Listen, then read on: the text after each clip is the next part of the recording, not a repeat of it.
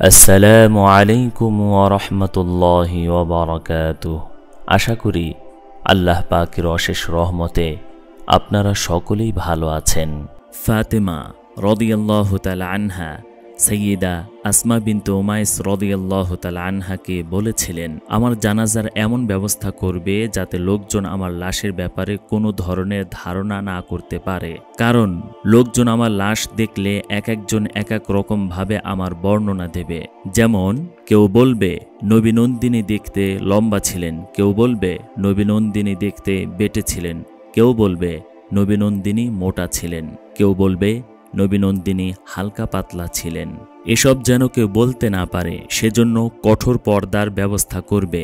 হযরত আসমা রাদিয়াল্লাহু তাআলা আনহা বললেন, আমরা যখন হাবশায় হিজরত করেছিলাম তখন সেখানে দেখেছিলাম যখন কোনো মহিলা মারা যেত তার খাটিয়ার চার কোণে চারটি খুঁটি স্থাপন করত, এরপর সেগুলোতে কাপড় বাঁধা হতো, এতে তার জানাজার সময় কেউ তার লাশ দেখতে পেত না।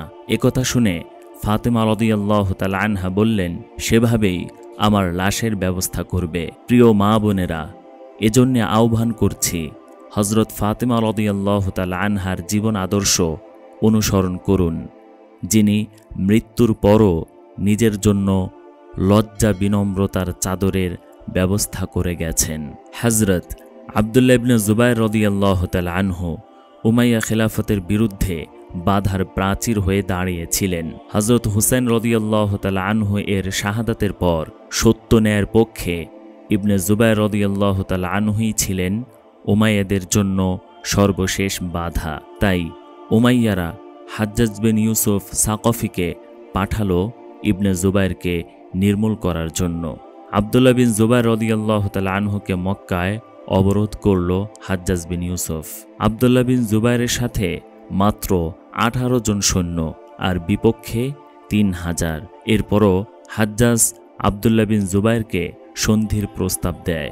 আব্দুল্লাহ বিন জুবাইর মায়ের কাছে এলেন, বললেন, মা, সন্ধির প্রস্তাব দিচ্ছে শত্রুপক্ষ, যদি সন্ধি করি তাহলে প্রাণে বেঁচে যাব। হযরত আব্দুল্লাহ বিন জুবাইরের মা হযরত আসমা রাদিয়াল্লাহু তাআলা আনহা হযরত আবু বকর রাদিয়াল্লাহু তাআলা আনহু এর বড় মেয়ে, হযরত আয়েশা রাদিয়াল্লাহু তাআলা আনহা এর বড় বোন, হযরত আসমা রাদিয়াল্লাহু তাআলা আনহা ছেলে আব্দুল্লাহ বিন জুবাইর রাদিয়াল্লাহু তাআলা আনহুকে বললেন, বেটা, তুমি সত্যবানের পক্ষে ছিলে বলে যদি বিশ্বাস করো এবং সত্যের দাওয়াতি যদি দিয়ে থাকো তাহলে তুমিও আপন শহীদ সাথীদের মতো ন্যায়ের পক্ষে নিজের জান উৎসর্গ করে দাও, নিজের লাগাম বনু উমাইয়াদের হাতে তুলে দিও না। আর যদি দুনিয়া কামাই তোমার উদ্দেশ্য হয়ে থাকে তাহলে তোমার প্রতি রয়েছে আফসোস যে তুমি নিজের জানকেও ধ্বংস করেছ, সাথে নিজের সাথীদেরকেও হত্যা করিয়েছ। তুমি যদি বলো আমি সত্যের ওপর প্রতিষ্ঠিত ছিলাম কিন্তু সাথীদের দুর্বলতার দরুন এই মুহূর্তে মোকাবেলা করব সে শক্তি আমার নেই, তাহলে শোনো, সাহস হারানো অভিজাত ও ধার্মিকদের আদর্শ নয়, আর দুনিয়া সর্বদা থাকার স্থান নয়। সত্যের পক্ষে আত্ম উৎসর্গ করাই শ্রেয়। আব্দুল্লাহ বিন জুবাইর রাদিয়াল্লাহু তাআলা আনহু বললেন, মা জননী, আমার মৃত্যুর কোনো ভয় নেই, তবে ভয় হলো আমার মৃত্যুর পর শত্রুপক্ষ আমার নাক কান কেটে বিকৃত করে দেবে এবং আমার মৃতদেহ ফাঁসিতে ঝুলিয়ে দেবে। একথা শুনে হযরত আসমা রাদিয়াল্লাহু তাআলা আনহা বললেন, বেটা, বকরি জবাই করার পর তার চামড়া উঠিয়ে নিলে বকরির কি কোনো কষ্ট হয়? এরপর মা আসমা রাদিয়াল্লাহু তাআলা আনহা ছেলেকে বুকে টেনে নিলেন, আলিঙ্গন করলেন, সর্বশেষ আলিঙ্গন, সর্বশেষ সাক্ষাৎ। এক মা তার প্রিয় সন্তানকে পাঠাচ্ছেন তরবারির নিচে শাহাদাতের সবক দিয়ে, কিন্তু আলিঙ্গন যখন শেষ হলো তখন আসমা রাদিয়াল্লাহু তাআলা আনহা এর ভুরু কুঁচকে গেল। জিজ্ঞেস করলেন, বেটা, গায়ে তুমি এটা কি পরেছ? মা, এটা বর্ম, যুদ্ধের সব সৈনিকরাই এটা পরে। আসমা রাদিয়াল্লাহু তাআলা আনহা বললেন, বেটা, আল্লাহর পথে জীবন উৎসর্গকারীরা এ পোশাক পরিধান করে না, যাও এ পোশাক খুলে ফেলো। আব্দুল্লাহ বিন জুবাইর রাদিয়াল্লাহু তাআলা আনহু বর্ম খুলে ফেললেন। একটি সাধারণ পোশাক পরে সাথীদের নিয়ে যুদ্ধের ময়দানে গেলেন। এরপর মাত্র 18 জন সঙ্গী নিয়ে 3000 শত্রুর বিরুদ্ধে লড়ে যেতে লাগলেন। তার ঈমানদীপ্ত জজবার সামনে শত শত শত্রু বিনাশ হতে লাগল। অবশেষে শত্রুদল ভিন্ন পথ অবলম্বন করল।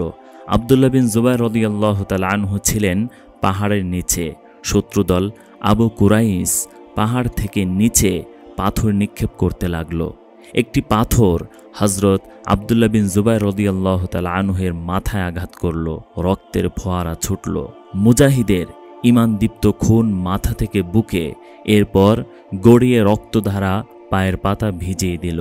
তিনি নিজের অজান্তেই বলে উঠলেন, আমরা কোমরের সামান্য জখমে কাপড় রক্তরাঙা করি না, বরং আমরা বুকের রক্তে পদতল রাঙাই, বুকের রক্তে পায়ে মেহেদি লাগাই। এরপর তিনি শাহাদাতের অমেয় সুধা পান করে মাওলার দরবারে চলে যান।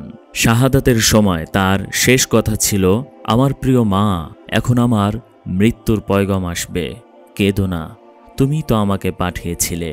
তার শাহাদাতে উমাইয়া সেনারা উচ্চস্বরে নারায়ে তাকবীর দিয়েছিল। তখন হযরত আব্দুল্লাহ বিন ওমর রাদিয়াল্লাহু তাআলা আনহু বলেছিলেন, এদের প্রতি লক্ষ্য করো, যার জন্মের আনন্দে সাহাবায়ে কেরামগণ উচ্চস্বরে নারায়ে তাকবীর দিয়েছিলেন, আর আজ তার শাহাদাতের আনন্দে এরা তাকবীর উচ্চারণ করছে।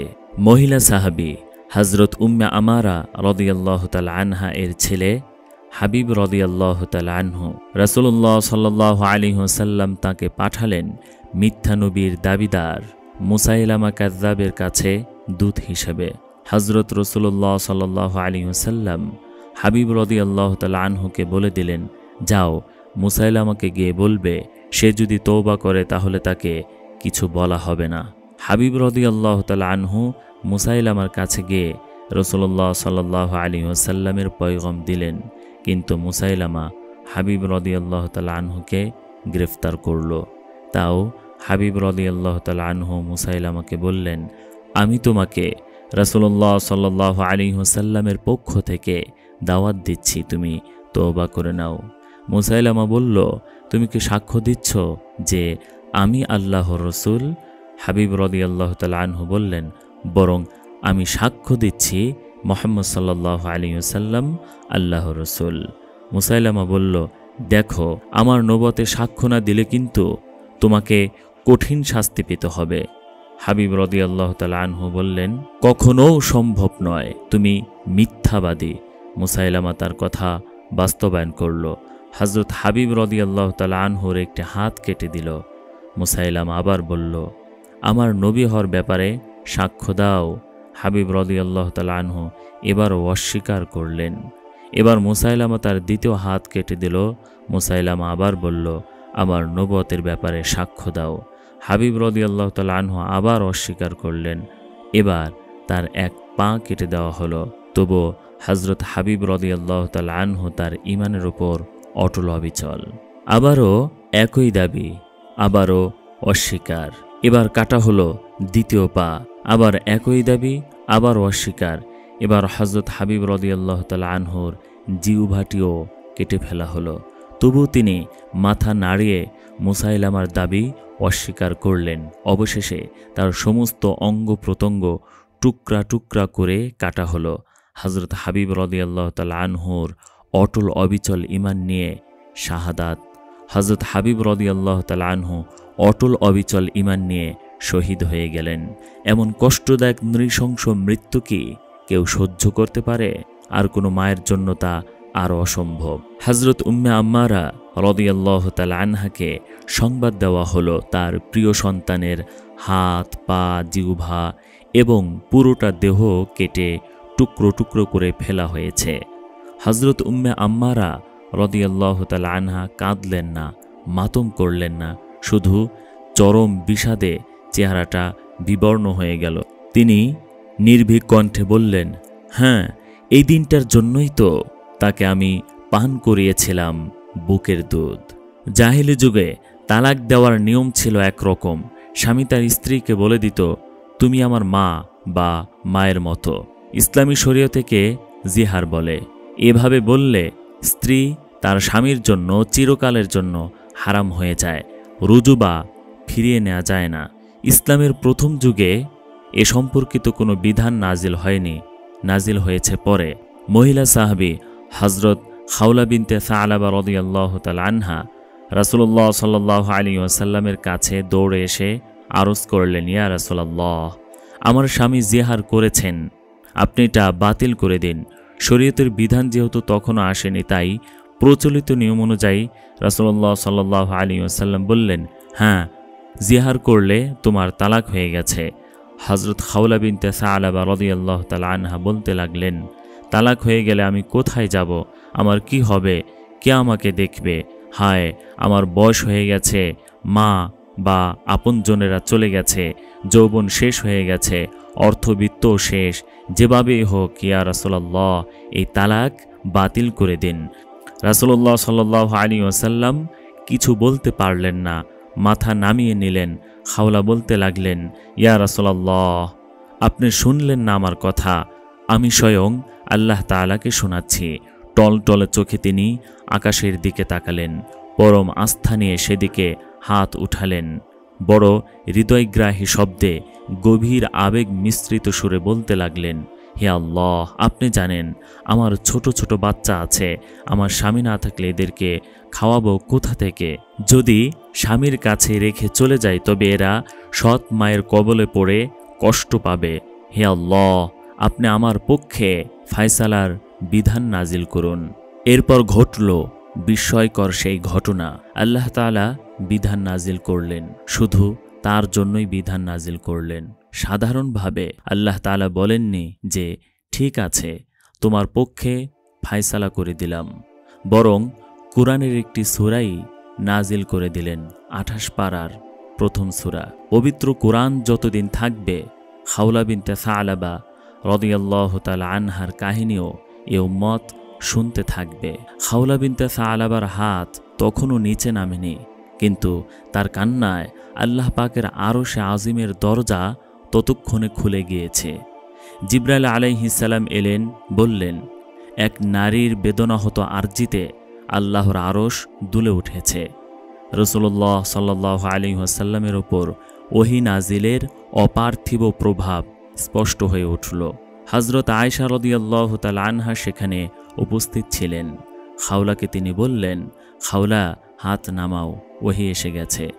রাসূলুল্লাহ সাল্লাল্লাহু আলাইহি ওয়াসাল্লাম তার মুক্তার দানার মতো চকচকে ঘাম মুছতে মুছতে বললেন, খাওলা, তোমাকে মোবারকবাদ, তোমার রব তোমার পক্ষে ফায়সালা করেছেন, নাজিল করেছেন সূরা মুজাদালার প্রথম দিকের আয়াতগুলো।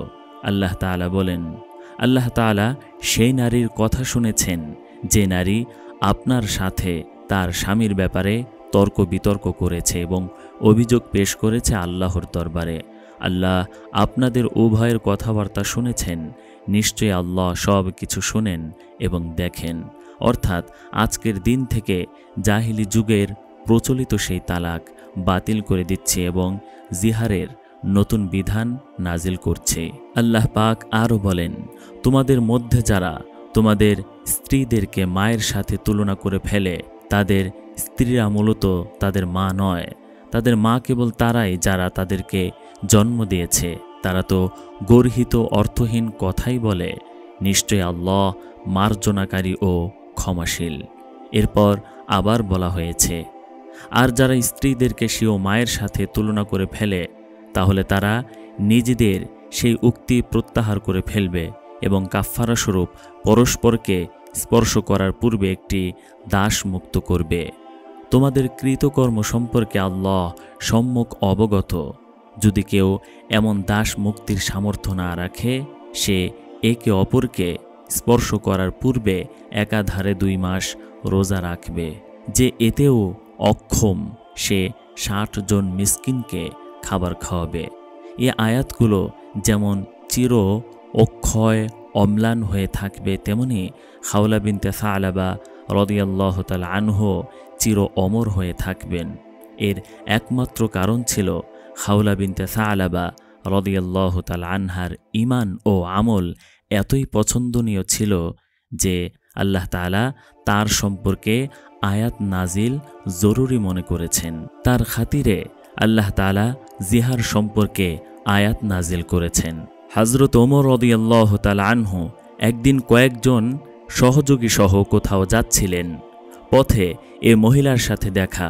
হযরত ওমর রাদিয়াল্লাহু তাআলা আনহু দাঁড়িয়ে মহিলার সাথে কথাবার্তা বললেন। মহিলা যখন চলে গেলেন তখন সাথীরা জিজ্ঞেস করল, আপনি মহিলার জন্য এতগুলো লোকের পথ আটকে দিলেন? হযরত ওমর রাদিয়াল্লাহু তাআলা আনহু বললেন, তোমরা জানো এ মহিলা কে? এ হলো সেই মহিলা যার কথা আল্লাহ তাআলা ৭ আসমানে বসে শুনেছেন। সুতরাং আমি কি তার কথা এড়িয়ে যেতে পারি? আল্লাহর কসম, তিনি যদি স্বেচ্ছায় প্রস্থান না করতেন তাহলে তার সাথে আমি রাত্রি পর্যন্ত দাঁড়িয়ে থাকতাম। কে না জানে কত বড় বড় রানী মহারানী কাদামাটির নিচে পচে গলে গেছে, তাদের নাম নেওয়ার মতো কেউ নাই। তাই বলছি প্রিয় মা বোনেরা, চিরদিন ঈমান ও আমলের স্মরণে অমর হয়ে থাকে, অম্লান হয়ে থাকে তাকওয়ার কাহিনী, অক্ষয় হয়ে থাকে সত্যের সাতকাহন। হযরত ওমর ফারুক রাদিয়াল্লাহু তাআলা আনহু রাতে পরিদর্শনে বের হয়েছেন। একটি ঘরের সামনে গিয়ে থমকে দাঁড়িয়েছেন ওমর রাদিয়াল্লাহু তাআলা আনহু। এক বৃদ্ধা চরকায় সুতা কাটছেন আর গুনগুন করে গাইছেন রাসূলুল্লাহ সাল্লাল্লাহু আলাইহি ওয়াসাল্লামের শানে কবিতা। হে প্রিয় রাসূলুল্লাহ সাল্লাল্লাহু আলাইহি ওয়াসাল্লাম, আপনার প্রতি আল্লাহর রহমত বর্ষিত হোক। আজ আপনি নেই, জানি না আপনার স্পর্শ পাব কিনা, তবে মৃত্যু তো আসবেই। হায়, সেদিন কবে দেখব যেদিন আমি আপনার সাথে থাকব এবং জান্নাতে আপনার সাথে যেতে পারব। হযরত ওমর রাদিয়াল্লাহু তাআলা আনহু বাইরে দাঁড়িয়ে বৃদ্ধার আবেগ মিশ্রিত হৃদয়ের আওয়াজ শুনছিলেন। ওমর রাদিয়াল্লাহু তাআলা আনহু বৃদ্ধার হৃদয়স্পর্শী কবিতা শুনে আর দাঁড়িয়ে থাকতে পারলেন না। প্রিয় নবীজি সাল্লাল্লাহু আলাইহি ওয়াসাল্লামের কথা তার মনে পড়ে গেছে। কান্নার বেগ ঠেলে বেরিয়ে এলো, কাঁদলেন অনেকক্ষণ। এরপর দরজায় টোকা দিলেন। ভেতর থেকে বৃদ্ধা জিজ্ঞেস করল, কে? ওমর রাদিয়াল্লাহু তাআলা আনহু উত্তর দিলেন, আমি ওমর। এরপর বৃদ্ধা বললেন, ওমর, আমার মতো এক গরিব বৃদ্ধার কাছে তোমার কি প্রয়োজন? ওমর রাদিয়াল্লাহু তাআলা আনহু বললেন, দয়া করে দরজা খুলুন। দরজা খুললেন বৃদ্ধা। ওমর রাদিয়াল্লাহু তাআলা আনহু বললেন, আমাকেও আপনার দোয়ার সাথে শরীক করুন, দয়া করে আবার সেই কবিতাটি আবৃত্তি করুন। এরপর বৃদ্ধা আবারও আবেগের সাথে আবৃত্তি করলেন সেই কবিতা। ওমর রাদিয়াল্লাহু তাআলা আনহু শুনলেন, কাঁদলেন অনেকক্ষণ। এক বাদশাহ ছিল ফিরাউন, দুনিয়ার অনেক বড় বড় বাদশাহদের একজন। সে নিজের প্রভুত্বের দাবি তুলে নিজেকে খোদা বলে ঘোষণা দিয়েছিল। তার স্ত্রী হযরত আসিয়া রাদিয়াল্লাহু তাআলা আনহা এত বড় সম্রাটের স্ত্রী, তার মর্যাদার কি তুলনা চলে? স্বামী আল্লাহর সাথে বিদ্রোহ করে নিজেকে খোদা দাবি করেছে, আর তার স্ত্রী সে আল্লাহর উপর ঈমান এনে মুসলমান হয়ে গেল। ফিরাউন সেটা সহ্য করবে কিভাবে? ফিরাউন তার স্ত্রী আসিয়াকে তার ওপর ঈমান আনতে বলল, সব ধরনের হুমকি দিল, কিছুতেই কাজ হলো না। এরপর বিভিন্ন ধরনের লোভ দেখালো, নরম ভাষায় বোঝালো, গরম ভাষাও ব্যবহার করলো, কিন্তু কিছুতেই কাজ হলো না। অন্তর যখন তার গতিপথ পেয়ে যায়, তার ঠিকানা পেয়ে যায়, তাকে তখন কেউ আর সেখান থেকে ফিরাতে পারে না। অন্তরের গতিপথ তো আল্লাহর পথ। এ অন্তরের ঠিকানা তো একমাত্র আল্লাহ রাব্বুল আলামিন। এ অন্তরের অস্তিত্বই এসেছে আল্লাহ তার রাসূল সাল্লাল্লাহু আলাইহি ওয়াসাল্লামের জন্য। এতে আর কারো স্থান নেই। হযরত আসিয়া বললেন, আমি আমার রবকে চিনতে পেরেছি, এই আমার শেষ কথা। এরপর তাকে বন্দী করা হলো, নিক্ষেপ করা হলো অন্ধকার কুঠুরিতে। ক্ষুধা তৃষ্ণা সইলেন ঈমানের জন্য। ক্ষুধার কষ্ট, তৃষ্ণার কষ্ট মুহূর্তের জন্য কখনো অনুভব করেননি। আসলে ঈমান এক বিস্ময়কর বিষয়। বিস্ময়কর বিষয় আল্লাহ তাআলার প্রতি বান্দার এরকম ভালোবাসাও। নির্যাতনের মাত্রা যত বাড়তে থাকে, ঈমান তত মজবুত হবে, ভালোবাসার মাত্রাও ততই গভীর হবে। এক আশ্চর্য বিষয়। হযরত আসিয়া রাদিয়াল্লাহু তাআলা আনহার উপর ফিরাউনের নির্যাতন বৃদ্ধি পেতে লাগলো, আর বাড়তে লাগলো আল্লাহর প্রতি আসিয়ার ভালোবাসাও। ফিরাউন তাকে অন্ধকার কুঠুরিতে নিক্ষেপ করছে, আর আসিয়া তখন আল্লাহর মহব্বতে নিমজ্জিত। অবশেষে ফিরাউন হুকুম দিল, আসিয়াকে দরবারে নিয়ে আসো। ফিরাউনের স্ত্রী আসিয়া পৃথিবীর শ্রেষ্ঠ বাদশাদের স্ত্রীদের একজন। তার স্ত্রী জীবনে কোনো দিন একটা আঁচড়ও যার গায়ে লাগেনি, মখমলের গালিচা ছাড়া অন্য কোথাও তার পা পড়েনি। আজ তাকে এখানে চাবুক আঘাত করা হবে। যে দেহ দুধে আলতায় সজ্জিত থাকত, সেই দেহকে এখন আঘাতে আঘাতে জর্জরিত করা হবে। তার অপরাধ, আল্লাহ তার নবী মুসা আলাইহিস সালামকে ভালোবাসেন। চাবুক মারা শুরু হলো। 1, 2, 3 অগণিত অসংখ্যবার চাবুক আঘাত করছে হযরত আসিয়ার কোমল শরীরে। রক্তের ফোঁয়ারা ছুটল, শরীরের চামড়া ফেটে যাচ্ছে, ঝাঁঝরা হয়ে যাচ্ছে, মাংসপেশিগুলো থেতলে যাচ্ছে। আর তিনি বলছেন, আরো মারো, আরো মারো, প্রাণ বের করে দাও। কিন্তু আল্লাহ ও তার নবীর প্রতি ভালোবাসায় সামান্যতম চিড় ধরাতে পারবে না, এবং আরও মজবুত হবে ভালোবাসার সেতুবন্ধন। ক্ষতবিক্ষত হয়ে হযরত আসিয়ার দেহ টলে গেল, তার ঈমান ছিল অটল অবিচল। একসময় ফিরাউনের ধৈর্য টুটে গেল। বিরক্ত হয়ে হুকুম দিল, একে ফাঁসিতে ঝুলিয়ে দাও, আর তার চামড়া দেহ থেকে আলাদা করে ফেলো। হযরত আসিয়া রাদিয়াল্লাহু তাআলা আনহা আকাশের দিকে তাকালেন, আরজ করলেন, হে আল্লাহ, তুমি তো জানোই আমি এক নারী যে জন্মগতই বড় দুর্বল। এখন আমি বড়ই অসহায়। আমার স্বামী আমার দেহ থেকে চামড়া তুলে নিতে নির্দেশ দিয়েছে। এ এক কঠিন যন্ত্রণা। এই কঠিন যন্ত্রণা কি করে আমি সহ্য করব? হে আল্লাহ, আমাকে জান্নাত দেখাও, আমাকে আমার ঘর দেখাও, তোমার প্রতিবেশী বানিয়ে নাও। বড় আশ্চর্য এক দোয়া। উলামায়ে কেরাম লিখেছেন, হযরত আসিয়া রাদিয়াল্লাহু তাআলা আনহার দোয়া ছিল বড় আশ্চর্য ধরনের। তিনি প্রথমে আল্লাহ তাআলার প্রতিবেশী হতে চেয়েছেন, এরপর জান্নাতের বাসিন্দা। পবিত্র কোরআনেও এ ব্যাপারে উল্লেখ আছে। আল্লাহ তাআলা কোরআন মাজিদে ফিরাউনের স্ত্রী হযরত আসিয়া রাদিয়াল্লাহু তাআলা আনহার দৃষ্টান্ত বর্ণনা করেছেন। আসিয়া বলল, হে আল্লাহ, হে আমার রব, আপনার একান্ত কাছে আমার জন্য জান্নাতে একটি ঘর নির্মাণ করুন। ফিরাউন ও তার দুষ্কর্ম থেকে আমাকে উদ্ধার করুন, জালেম সম্প্রদায় থেকে আমাকে মুক্ত করুন। আল্লাহর রহমতের সাগরে আবেগের ঢেউ উঠল। আসমানের দরজাসমূহ খুলে যেতে লাগল। আরশের ফেরেশতাগণ দুলে উঠলেন। আল্লাহ তাআলা জান্নাতের এক প্রহরীকে বললেন, আসিয়ার জন্য জান্নাতে আমি একটি ঘর বানিয়েছি, সেই ঘরটি তাকে দেখাও। হযরত আসিয়া রাদিয়াল্লাহু তাআলা আনহা তার ঘর, চিরস্থায়ী নিবাস দেখলেন। ঠোঁট জোড়া সুন্দর হাসিতে স্ফীত হলো এবং পবিত্র আত্মা চলে গেল আল্লাহর সান্নিধ্যে। এ কাহিনী এখানেই শেষ নয়।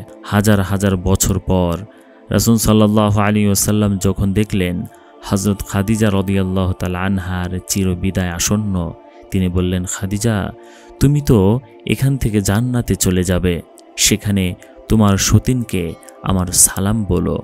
হযরত খাদিজা রাদিয়াল্লাহু তাআলা আনহা আরজ করলেন, ইয়া রাসূলুল্লাহ সাল্লাল্লাহু আলাইহি ওয়াসাল্লাম, আমার পূর্বে আপনার কি কোনো স্ত্রী ছিল?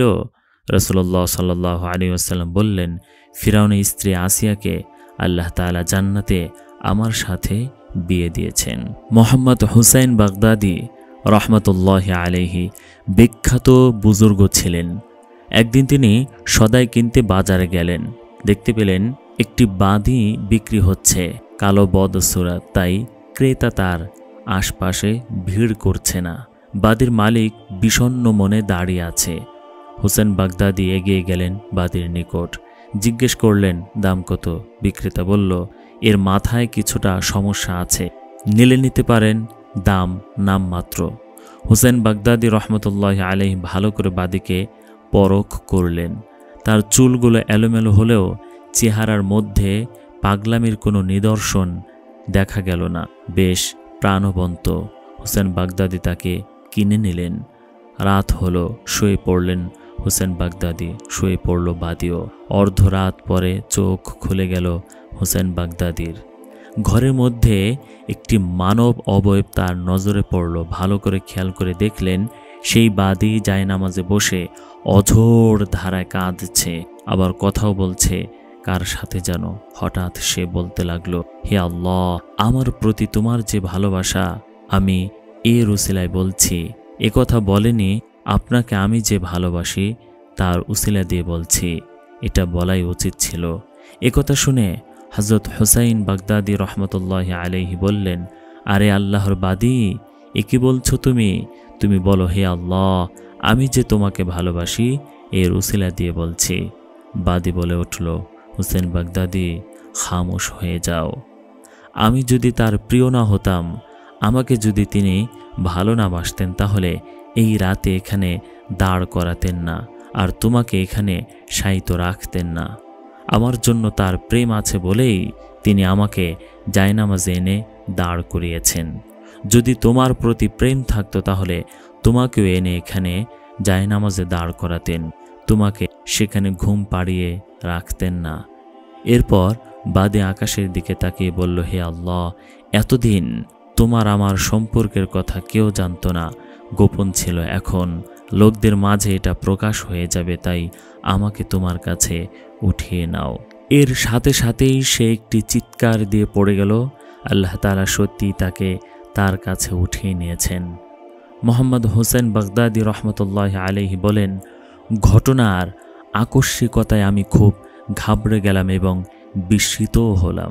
সকালে তার কাফন কেনার জন্য বাজারে গেলাম। এসে দেখি সবুজ রেশমের কাপড় নিয়ে তাকে দাফন পরিয়ে রাখা হয়েছে। কাফনের উপর লেখা আছে, আলা ইন্না আউলিয়া আল্লাহ লা খাউফুন আলাইহিম ওয়ালা হুম ইয়াহজানুন। শুনে রাখো, যারা আল্লাহর বন্ধু, আল্লাহ যাদের প্রেমাস্পদ, তাদের কোনো ভয় নেই, দুঃখ নেই, দুশ্চিন্তা নেই। প্রিয় মুসলিম ভাই ও বোনেরা, আপনাদের মতামত আমাদের কাছে অত্যন্ত গুরুত্বপূর্ণ, কারণ আপনাদের মতামত আমাদের চলার পথকে সুগম করে তোলে, আমাদের উৎসাহ যোগায়, আমাদের সাহস যোগায়। আপনাদের মতামত ছাড়া এই চ্যানেল নিয়ে সামনে আগানোটা দুঃসাধ্য ব্যাপার, কষ্টকর ব্যাপার। আমরা চাই জাতির কল্যাণে কিছু করতে, মানুষের কল্যাণে কিছু করতে, আপনার কল্যাণে কিছু করতে। সেই প্রত্যয় নিয়ে আমরা এই চ্যানেলে কাজ শুরু করেছি। আর সেই কাজের ক্ষেত্রে সবচেয়ে বেশি সহযোগিতা হয় আপনাদের মতামত। তাই দয়া করে আপনাদের মতামতটি কমেন্ট বক্সে তুলে ধরুন। বিখ্যাত হাদিস বিশারদ হযরত সুফিয়ান সাওরী রহমতুল্লাহি আলাইহির বাল্যকালের ঘটনা। তিনি তার মাকে বলতে লাগলেন, মা, আমাকে আল্লাহর পথে উৎসর্গ করে দাও, আমাকে আল্লাহর নামে ওয়াকফ করে দাও। ওয়াকফের বিধান হলো, যে জিনিস একবার ওয়াকফ করা হয় তার ফিরিয়ে নেওয়া যায় না। মা বললেন, ঠিক আছে, আমি তোমাকে আল্লাহর নামে ওয়াকফ করে দিলাম। হযরত সুফিয়ান সাওরী রহমতুল্লাহি আলাইহি ঘর থেকে বের হয়ে গেলেন। পৃথিবীর শ্রেষ্ঠতম মুহাদ্দিস হয়ে ফিরে এলেন 19 বছর পর। ঘরে পৌঁছালেন রাতের বেলা। দরজা ভেতর থেকে বন্ধ। টোকা দিলেন দরজায়। মা ভেতর থেকে জিজ্ঞেস করলেন, কে? তিনি জবাব দিলেন, তোমার ছেলে সুফিয়ান। মা 19 বছর পর যে মা সন্তানের আওয়াজ শুনেছেন, সে মায়ের কি অবস্থা হওয়ার কথা, কতটা আনন্দে আত্মহারা হওয়ার কথা, কেমন আকুল হয়ে দরজার দিকে ছুটে যাওয়ার কথা, কেমন ব্যাকুল হয়ে সন্তানকে বুকে টেনে নেওয়ার কথা, কেমন ব্যাকুল হয়ে সন্তানের বুকে ঝাঁপিয়ে পড়ার কথা। এক আকাশ আবেগত মায়ের কণ্ঠ অবরুদ্ধ হয়ে যাওয়ার কথা। তার হৃদয়ে জগৎ স্নেহ মমতার ঝড়ে লণ্ডভণ্ড হয়ে যাওয়ার কথা। দুই চোখ অশ্রু বন্যায় প্লাবিত হওয়ার কথা। গভীর আবেগে আপ্লুত হয়ে বাবা বলে চিৎকার করে ছেলেকে বুকে তুলে নেওয়ার কথা। কিন্তু এই মায়ের হৃদয় জগতে কোনো তোলপাড় হলো না। নিস্তব্ধ রাতের মতো নীরব হয়ে রইল। তার ভেতর আবেগের ঝড় তো উঠলই না, মৃদু আলোড়নও উঠল না। তিনি সেখানে বসে নিরাবেগ কণ্ঠে বললেন, বেটা, তোমাকে আল্লাহর নামে ওয়াকফ করে দিয়েছিলাম, আর যে জিনিস ওয়াকফ করে দেওয়া হয় তা ফিরে নেওয়া যায় না, বরং তা অসম্মানের কথা। তুমি দরজা থেকেই ফিরে যাও, আমি কিয়ামতের দিন তোমার সাথে সাক্ষাৎ করব, এর আগে নয়। তিনি ছেলেকে দরজার ফাঁক দিয়ে একবারও দেখতে চাইলেন না। কি আশ্চর্যকর ধৈর্যের অধিকারী মা, ত্যাগের কত বড় দীক্ষা দিয়ে গেলেন মুসলিম জাতিকে। এরপর ছেলে সুফিয়ান সাউরি রহমতুল্লাহ আলাইহি কি বললেন? তিনি তো বলতে পারতেন, মা, আমাকে তুমি পড়ালেখার জন্য ওয়াকফ করেছিলে, আমি তো দ্বীন ইলম পূর্ণাঙ্গরূপে শিক্ষা করে ফিরে এসেছি, তোমার ওয়াকফের দায় শেষ করে এসেছি, ঠিক আছে, তোমাকে মাত্র এক পলক দেখে ফিরে যাব। কিন্তু সুফিয়ান সাউরি এসব কিছুই বললেন না। যেমন মায়ের তেমন ত্যাগী সন্তানের মতো তিনি ফিরে গেলেন। এরপর সুফিয়ান সাউরি রহমতুল্লাহ আলাইহি এমন বিখ্যাত হয়ে গেলেন, তার সময়কার খলিফা ছিলেন আবু জাফর মনসুর। তার জুলুম অত্যাচারের বিরুদ্ধে মক্কায় সুফিয়ান সাউরি ফতোয়া দিয়েছিলেন। খলিফা মনসুর তা শুনে মক্কার গভর্নরের কাছে ফরমান পাঠান যেন সুফিয়ান সাউরিকে আটক করা হয়। তার জন্য ফাঁসির মঞ্চ তৈরি করারও নির্দেশ দিলেন এবং বললেন, খলিফা মনসুর এসে তাকে ফাঁসিতে ঝুলাবেন। তিনি তখন হাতিমে কাবাতে ছিলেন। আরেক মনীষী ফুজাইল ইবনে আয়াজের কোলে মাথা রেখে তিনি শুয়েছিলেন। এ সময় আরেক মনীষী সুফিয়ান ইবনে ওয়াইনা রহমতুল্লাহ আলাইহি ছুটে এসে বললেন, সুফিয়ান, যান বাঁচাও, পালাও। সুফিয়ান সাউরি রহমতুল্লাহ আলাইহি জিজ্ঞেস করলেন, কেন? ইবনে ওয়াইনা বললেন, খলিফা মনসুর তোমার নামে ফরমান জারি করেছে তোমাকে গ্রেফতার করতে, খলিফা এসে তোমাকে শুলিতে চড়াবেন। সুফিয়ান সাউরি রহমতুল্লাহ আলাইহি জিজ্ঞেস করলেন, সত্যি তিনি এ কথা বলেছেন? ইবনে ওয়াইনা বললেন, হ্যাঁ, সত্যি বলেছেন এবং তিনি মক্কায় আসছেন। সুফিয়ান সাউরি রহমতুল্লাহ আলাইহি অস্থির হলেন না, ধীরে ধীরে মুলতাজামা নামক খুঁটির দিকে এগিয়ে গেলেন। খুঁটি ধরে তিনি বলতে লাগলেন, হে আল্লাহ, তুমি মনসুরকে মক্কায় ঢুকতে দিও না। রাসূলুল্লাহ সাল্লাল্লাহু আলাইহি ওয়াসাল্লাম বলেছেন, আমার উম্মতের মধ্যে এমন মর্যাদার অধিকারী লোক সবসময়ই পৃথিবীতে আগমন করবে, যারা আল্লাহর নামে কসম খেলে আল্লাহ তাআলা সেই কসম অবশ্যই পূর্ণ করে দেবেন। খলিফা আবু জাফর মনসুর তায়েফের পাহাড় অতিক্রম করলেন। আর মাত্র কয়েকশত গজ সামনে মক্কা। কিন্তু তায়েফের পাহাড় অতিক্রম করার পর এক কদমও এগোতে পারলেন না। সেখানে মক্কা পড়ে গেলেন এবং মৃত্যু এসে তাকে গ্রাস করল। মক্কার সীমানায় ঢুকতে পারলেন না। আজ খলিফা আবু জাফর মনসুরের কবরের নাম নিশানাও নেই। হযরত বখতিয়ার কাকি রহমতুল্লাহ আলাইহি প্রখ্যাত এক আল্লাহওয়ালা। বয়স যখন 7 বছর, তখন তার মা তাকে বাড়ির পাশে মাদ্রাসায় পাঠালেন প্রাথমিক শিক্ষার জন্য। শিক্ষক তাকে পড়াতে শুরু করলেন, বলো ছেলে, আলিফ, বা, তা, সা। এরপর বখতিয়ার কাকি আলিফ তো বললেনই, সাথে সাথে শুরু করলেন সূরা ফাতিহা। এরপর আলিফ লাম মিম যালিকাল কিতাবু লা রাইবা ফীহ পড়তে পড়তে পড়তে পড়তে 15 পারা শিক্ষককে শুনিয়ে দিলেন। এমন শ্রুতিমধুর তেলাওয়াত যে শিক্ষক বাধাও দিতে পারলেন না, তন্ময় হয়ে শুনলেন। এরপর শিক্ষক বললেন, আরে ছেলে, তোমার মা তো তোমাকে আমার কাছে পাঠিয়েছেন, তোমার মা তোমাকে আমার কাছে পাঠিয়ে রসিকতা করলেন কেন? আর তুমি বা এমন শিশু বয়সে অর্ধেক কোরআন শরীফ মুখস্থ করলে কিভাবে? বিস্ময়ে শিক্ষকের মুখে আর কোনো কথা আসে না। শিশু বখতিয়ারও এ বিষয়ে কোনো উত্তর দিতে পারে না। শিক্ষক তার শিশু ছাত্রকে নিয়ে মায়ের কাছে গেলেন। পর্দার আড়ালে থেকে বললেন, আপনি আমার সাথে এরকম বিদ্রূপ করলেন কেন? আপনার ছেলে 15 পারার হাফেজ, সে কত ছোট, এই বয়সে 15 পারা হেফজ করল কিভাবে? অথচ আপনি তাকে আলিফ বা পড়ানোর জন্য আমার কাছে পাঠিয়েছেন।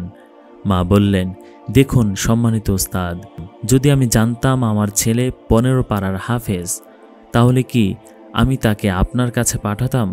আমি তা আজ প্রথম শুনলাম। আল্লাহ তাআলা তাকে শিশু বয়সে 15 পারা কোরআন মুখস্থ করিয়েছেন। সত্যি এটা বড়ই বিস্ময়কর ঘটনা। যে কেউ শুনবে সে কথা বলবে, কিন্তু আমার কাছে এটা কোনো বিস্ময়কর ঘটনা নয়, কারণ আমার মনে পড়ছে আমি যখন তাকে দুধ পান করাতাম তখন মৃদু শব্দে ধীরে ধীরে কোরআন তেলাওয়াত করতাম। এজন্য আল্লাহর অপার করুণায় আমার তেলাওয়াত এর হৃদয় মানুষে অঙ্কিত হয়ে যায়। ভিডিওটি ভালো লেগে থাকলে লাইক করুন, শেয়ার করুন এবং চ্যানেলটি সাবস্ক্রাইব করে পাশে থাকা বেল আইকন বাটনটি অন করে রাখুন, যেন আপনার পছন্দের ভিডিও সবার আগে পৌঁছে যায় আপনার কাছে। কমেন্টে আপনার মূল্যবান মতামত তুলে ধরুন, যেন আপনার পছন্দ অনুযায়ী ভিডিও তৈরি করে আপনার কাছে পৌঁছে দিতে পারি।